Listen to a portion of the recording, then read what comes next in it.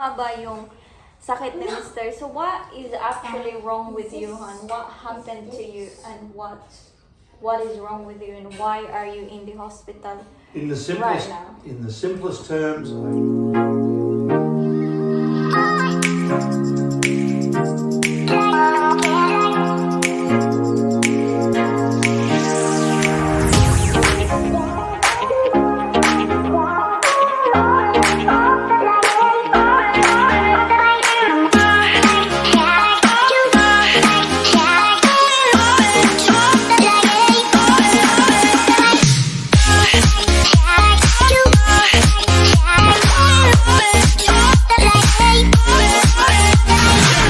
Hi guys, so dito na kami ngayon sa hospital and kasama na namin si Mister. Today is his 7, 8, 9, 9th day dito sa hospital guys. I'm filming using my phone kasi naiwan ko yung aking camera sa bahay.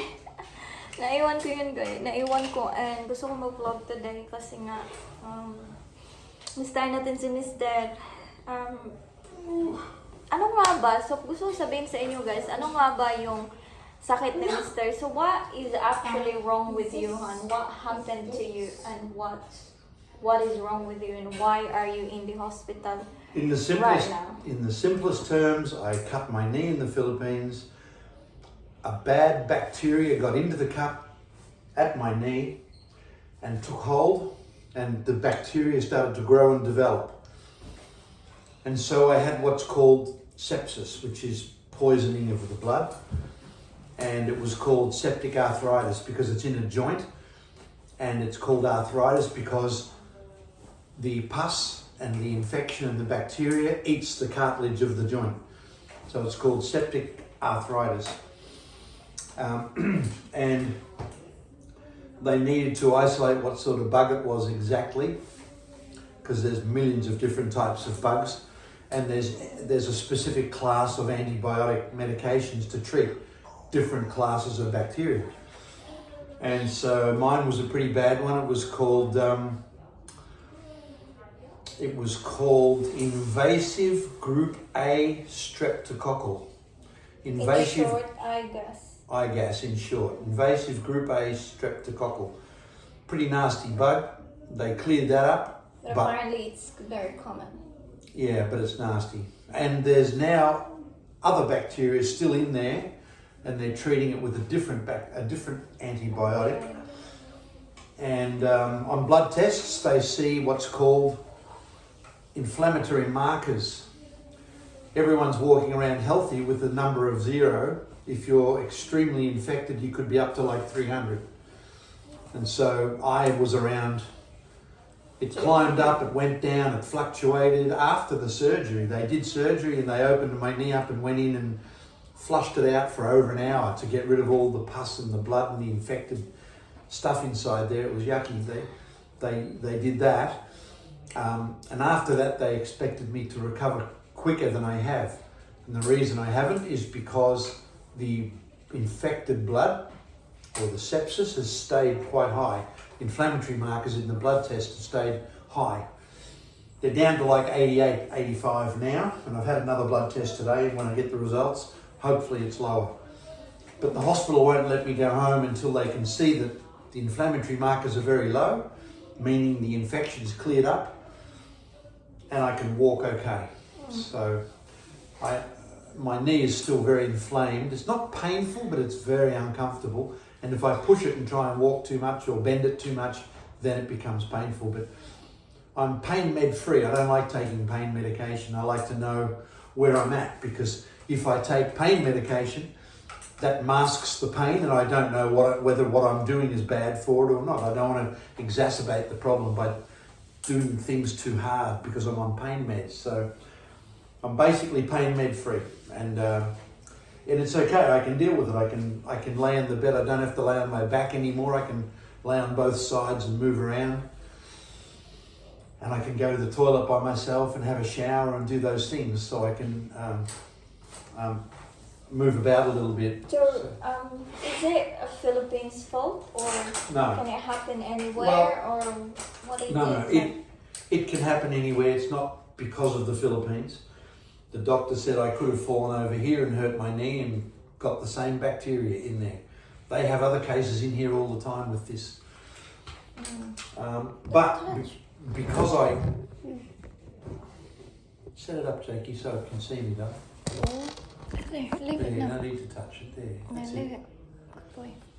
So I'm in this one single room, isolated, and whenever they come in and, you know, administer my antibiotics and do stuff like that, they have to put on a special gown, protective gloves and everything, because I'm on what's called CR watch, and it's because we were in Southeast Asia, And that was a bacteria called gas but there are lots of nasty bugs as well.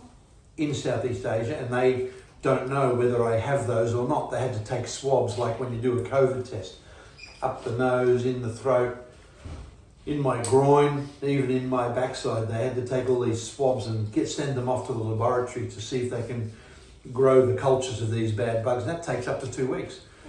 So I'm stuck in this room, not allowed to go out of the room. They probably won't let you out until they get the result back. They won't. They won't. But I think it'll all be over by the time they get the result. The 2 weeks is up. So, because within the next few days, you know, the surgeons and the doctors are all talking to each other about what they want to do with me. One lot wants to watch and observe. The other lot want to operate and flush the knee out again, which kind of puts me backwards, because I've got to start to learn to walk on it and move it again and all that. But it shouldn't be swollen like this 10 days after surgery, or 8 days, 9 days after surgery. It should not still be swollen as much.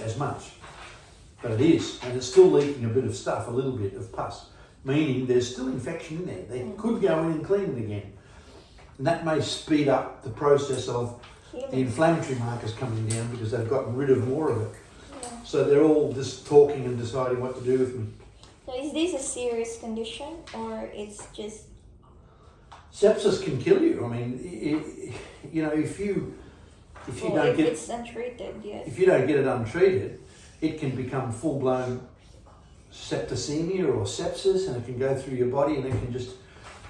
So when you have sepsis, it's poisoning of your blood, and your immune system just massively attacks it, but it attacks all your own organs and shut them down, kill you. From what I've read. But in my knee joint itself, if it's not treated completely and fixed, probably within 12 months to 2 years, I would need to get a knee replacement and have a metal knee put in, because it eats my knee away.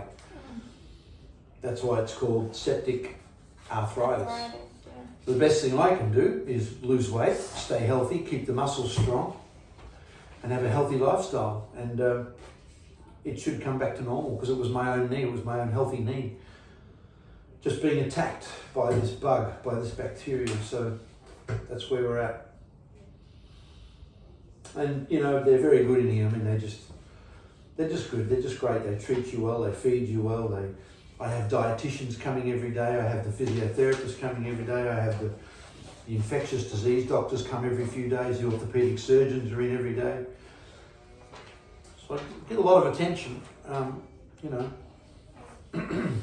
And I'm a case that they learn from too. So that's why so many doctors come, trainee doctors and fully qualified doctors, and they're all very interested in my case, because it's slightly unusual, because it's taking longer to come down, the blood inflammatory markers. Thank you, darling.